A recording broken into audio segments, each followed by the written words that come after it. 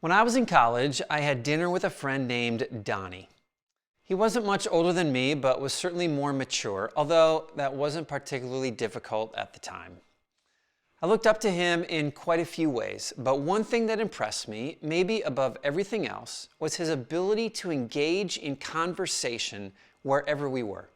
It didn't matter what room we walked into or the people in the room, Donnie was always quick to make new friends and start new relationships. People just seemed to like him immediately after meeting him. So, at dinner, I asked him how he was able to do that so effortlessly.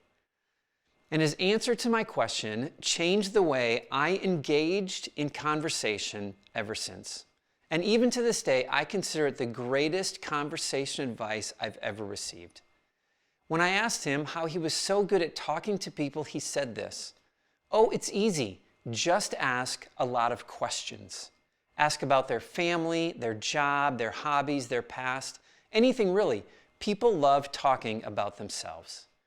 I immediately put this idea into practice and found it works incredibly well in every circumstance and every interaction. Ask questions.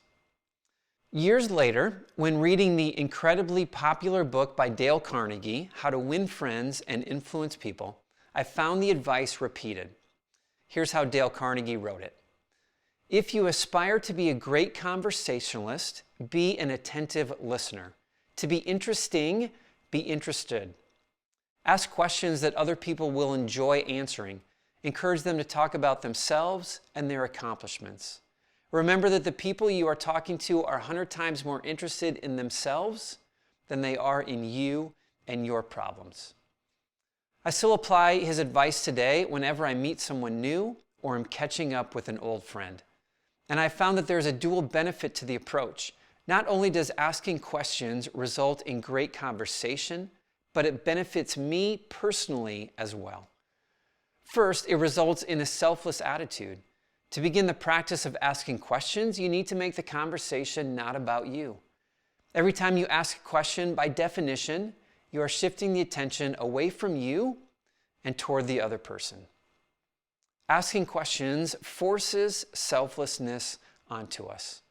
You simply can't hold a desire to draw attention to your own accomplishments while genuinely inquiring about the other person's.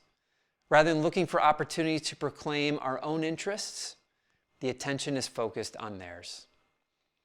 Second, it helps us become better listeners. Asking good questions requires good ears and a focused attention. Anyone can ask questions, and that's always a good place to start.